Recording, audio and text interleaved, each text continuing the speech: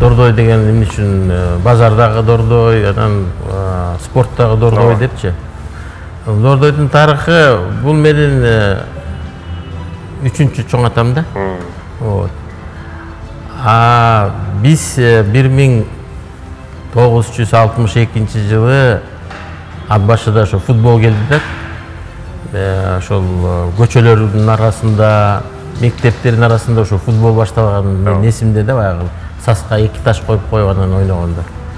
Анан биздин айылдын командасын баягы чогулуп алып, биздин байкелер анан кийин кандай деген ат коебуз дегенден анан ошол жерде баягы биздин туугандар, анан башка кошуналар Дордой деп коелу деди.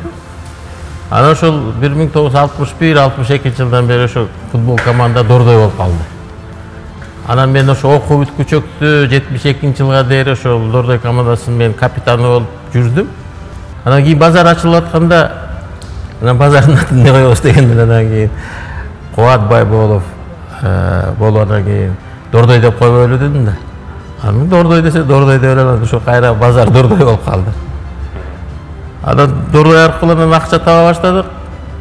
Анан балдар келип мындай бир байке команда түшпөйлүбү.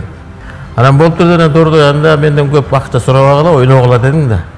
Анан 1 жыл, 2 жыл ойноп жүрүштү, 5-чи, 6-чы, 7-чи, 8-чи, 1-чи лигада ойноп жүрүштү. 1-чи лигада ойноп Дордой команда деп.